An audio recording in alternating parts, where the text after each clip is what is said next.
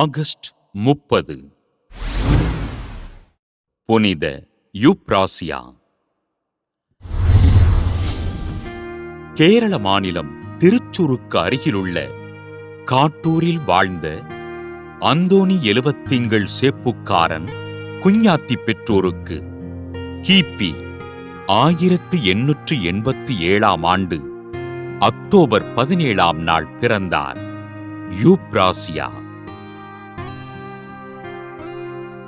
Rose எழுவத்திங்கள் என்னும் இயற்பெயரைக் கொண்ட இவர் சிறுவயது முதல் இறைபக்தியோடு வளர்ந்தார்.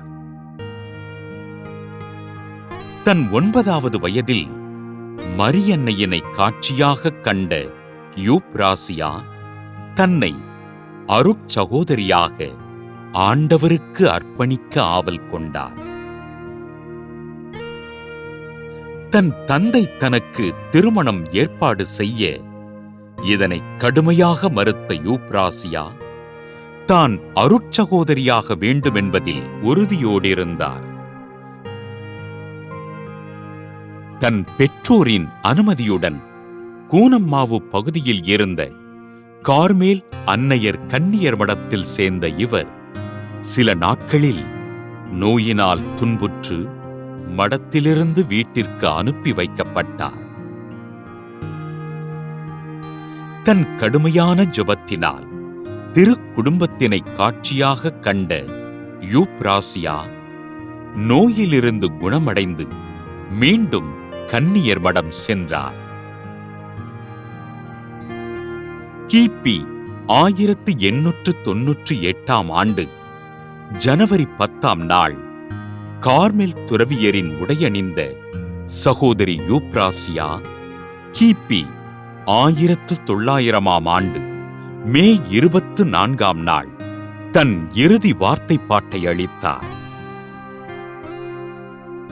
1904 ஆண்டு முதல் 1913 ஆண்டு வரை புதுமுக துறவியருக்கு பயிற்சி அளித்த இவர் கேரளாவின் ஒல்லூர் கார்மெல் கன்னியர் மடத்தின் தலைவியாக நியமிக்கப்பட்டு ஆண்டவரின் பணிகளை அர்ப்பணிப்போடு செய்தார். ஜெபிக்கும் அன்னை என்றும் நடமாடும் கோவில் என்றும் மக்களால் அன்போடு அழைக்கப்பட்ட அருட்சகோதரி யூப்ராசியா 1952 ஆண்டு ஆகஸ்ட் 29 விண்ணகமடைந்தார்.